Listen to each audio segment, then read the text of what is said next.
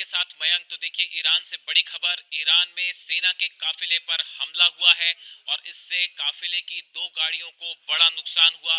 ये खबर आई है दक्षिण पूर्वी इलाके के ईरान के हिस्से से। महमूदाबाद इलाका बताया जा रहा है। यहाँ पर सेना का एक काफिला जा रहा था जिसमें ब्लास्ट हुआ, धमाका हुआ और सेना के 2 वाहन जो है वो बुरी तरह से क्षतिग्रस्त हुए हैं। देखिए, ये इन हमलों के पीछे किसका हाथ है ये आप सब जान सकते हैं। और ये 20वां धमाका है। अगर हम पिछले 10 दिनों की बात करें तो ये 20वां धमाका है जिसमें ईरान को निशाना बनाने की कोशिश की गई है। और जिस तरह से खबरें आ रही हैं, ये कहा जा रहा है कि इन धमाकों के पीछे मोसाद का हाथ है और मोसाद ने ये धमाके करवाए हैं। लेकिन इसके साथ ही 2-3 बड़े डेवलपमेंट है। देखिए, जब से ये धमाका हुआ मैं इसको फॉलो कर रहा था कि क्या इसमें क्या चीजें निकल के आती हैं और आप तक सटीक जानकारी पहुंचाई जाए। ये धमाके होने के बाद एक बड़ी बैठक हुई है ईरान में।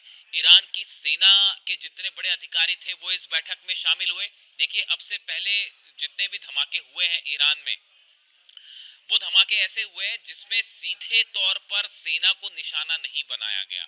वो एक मॉल में धमाका होता है, बंदर अब्बास में एक बिल्डिंग में धमाका हुआ।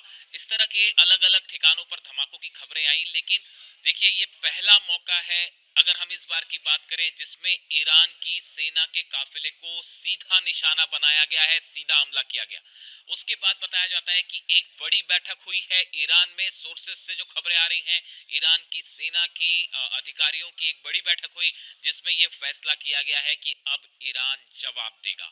जो अभी तक धमाके हो रहे थे, अब उसका ईरान की सेना ने जवाब देने का मन बना लिया है। और हो सकता है कि अगले चंद घंटों के अंदर या अगले कुछ दिनों के अंदर इसका बड़ा बदला लिया जाएगा। देखिए, लगातार ईरान से इस तरह की खबरें हैं कि ये जो धमाके हुए लगातार इसके पीछे मोसाद का हाथ है। अगर आप जो एक्सपर्ट्स बताते हैं कि देखिए, जब आप सीधे तौर पर ईरान को जंग में नहीं हरा पाए, आप बातचीत में ईरान को नहीं झुका पाए, तो अब ऐसी स्थिति में ये एक कोवर्ट ऑपरेशन चल रहा है और आतंकी गतिविधियां करके जो है वो ईरान को डराने की कोशिश हो रही है। ईरान में धमाके करके ईरान को एक प्रकार से जो है उकसाया जा रहा है।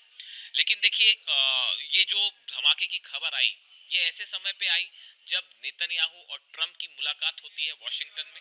उसके बाद उस मीटिंग में ये फैसला हुआ, जैसा कि डोनाल्ड ट्रंप ने कहा कि अभी फिलहाल ईरान से बातचीत की जाएगी और ईरान पर कोई हमला नहीं किया जाएगा। इस तरह के जो है इंडिकेशन सामने आए और फिलहाल जंग की बात से मना किया गया। इस तरह की खबरें आपको सब तरफ मिलेगी। लेकिन आप खुद सोचिए, एक तरफ अगर ये स्थिति है कि बातचीत करनी है, उस सिचुएशन में ये कैसे हो सकता है कि दूसरा एयरक्राफ्ट कैरियर भी जो है वो ईरान की तरफ रवाना कर दिया जाए।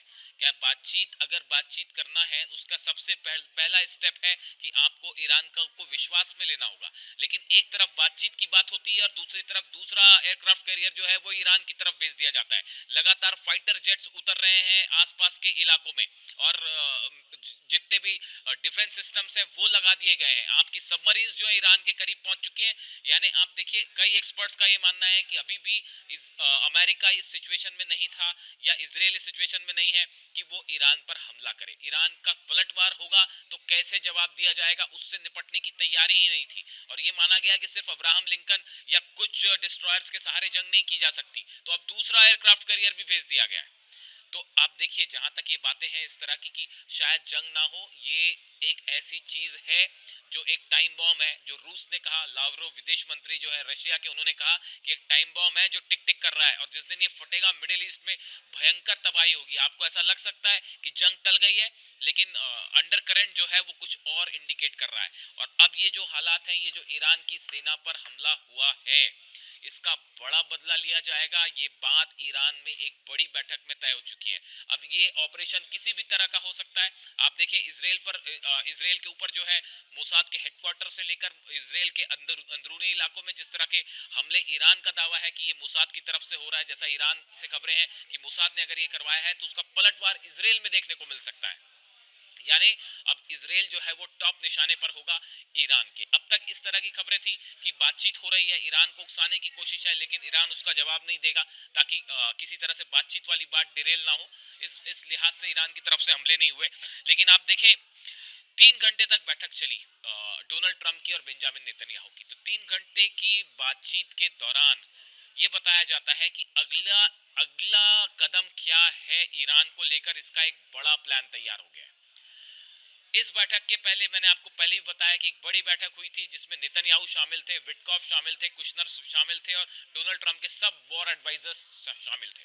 बताया जाता है कि ट्रंप से मुलाकात के पहले ही ये बड़ा प्लान तैयार हो चुका है कि ईरान को लेकर आगे क्या करना है। ईरान ने साफ कर दिया है मिसाइल प्रोग्राम पर कोई बातचीत नहीं होगी, न्यूक्लियर प्रोग्राम जो है वो पूरी तरह से नहीं रोका जाएगा, एनरिचमेंट हमारा अधिकार है, हम उसको कंटिन्यू करेंगे। इस सूरत हाल में जब मिसाइल जो सबसे बड़ा खतरा है वो मिसाइल को लेकर है अमेरिका और इसराइल को, और मिसाइल प्रोग्राम पर ईरान बात करने के लिए तैयार नहीं है, यानी इन हालात में किसी भी तरह से किसी समझौते की कोई संभावना नहीं है, चाहे नेक्स्ट डील में बातचीत हो या अगले कितने ही दौर होते रहे। पिछली बार भी 5 दौर हुए थे, नतीजा क्या था? 12 दिन की जंग। अब ये जो सेना के काफिले पर हमला बताया जा रहा है, ये ऐसा मौका है जो एक बार फिर टर्निंग पॉइंट साबित हो सकता है इस पूरे एपिसोड का, जो इस बार अमेरिका और ईरान के बीच में है। सेना पर सीधा हमले का मतलब है ईरान को आपने सीधा चैलेंज किया है, और ईरान इस पूरे, अगर आप पिछले 2-2.5 महीने का इतिहास देख ले, हर मौके पर ईरान 20 साबित हुआ है अमेरिका और इसराइल के ऊपर, और हर बार एक कदम आगे बढ़ के जवाब दिया है। और ये बता, जैसे कि अब तो खबरें भी हैं इस तरह की कि ईरान की तरफ से कोई बड़ा ऑपरेशन हो सकता है। ईरान की तरफ से ये भी खबरें थी कि हम प्रीएम्प्टिव स्ट्राइक्स कर सकते हैं, ईरान पहले अपने मिसाइलों से हमला कर सकता है। इसको लेके इतनी जबरदस्त सनसनी थी इसराइल में कि तमाम जो है डिफेंस सिस्टम्स लगा दिए गए कि कहीं हमला ना हो जाए, कहीं हमला ना हो जाए। पूरे अमेरिका ने अपने बेसिस पर, जितने बेस हैं 20 बेस पर मिसाइल डिफेंस सिस्टम्स लगा रखे हैं, थार्ड लगा रखी है बैटरीज और पेट्रियट लगा रखी कि कहीं हमला होगा तो कैसे जवाब दिया जाएगा। अमेरिका के जो विदेश मंत्री हैं मार्को रूबियो, वो भी ये कह चुके हैं कि इस बार कहीं ईरान पहले हमला ना कर दे। यानी ईरान का जो एग्रेसिव स्टेप रही इस बार इस पूरे विवाद के दौरान, वो ये बताती हैं कि इस बार इस सेना के काफिले पर हमले का ईरान जरूर जवाब देगा। और अगले 24 से 48 घंटे बेहद अहम है, नजरें बनाए रखिए। इसराइल में क्या होता है देखिए, कोई किसी ने क्लेम नहीं किया, ना इसराइल की तरफ से कुछ कहा गया, ना ईरान की तरफ से कुछ कहा गया, बट सेना, ये जिस तरह से हमला हुआ ये बड़ा धमाका था, और काफी दूर तक इसकी आवाज भी सुनाई दी गई, स्मोक दिखाई दिया, इसकी वीडियो जो है सोशल मीडिया पे वायरल भी है, और ये बड़ा धमाका था और सीधा सेना को निशाना बनाया गया। उसके बाद ईरानी सेना आईआरजीसी बेहद गुस्से में बताई जा रही है, खासकर कमांडर्स गुस्से में है, और जिस तरह के बयान ईरान की सेना के कमांडर्स की तरफ से आए उसको देखते हुए ऐसा लगता है कि एक बार फिर मिडिल ईस्ट में हालात बिगड़ सकते हैं, और ऐसी कोई भी घटना एक बड़े जंग के लिए एक चिंगारी का काम कर सकती है। अब इस पूरे सिचुएशन में क्या अपडेट होता है, ईरान की तरफ से क्या प्रतिक्रिया आती है, ईरान की तरफ से क्या कदम उठाए जाएंगे। आजकल प्रतिक्रियाएं कम आ रही हैं, कदम पहले उठा दिए जाते हैं, तो आपको कई घटनाओं को सिर्फ इशारों में ही समझना पड़ेगा और हालात पर नजर बनाए रखनी होगी कि इसराइल में कहीं कुछ बड़ा तो नहीं होता। इससे जुड़ा जो भी अपडेट होगा मैं आप तक पहुंचाऊंगा। Thank you so much.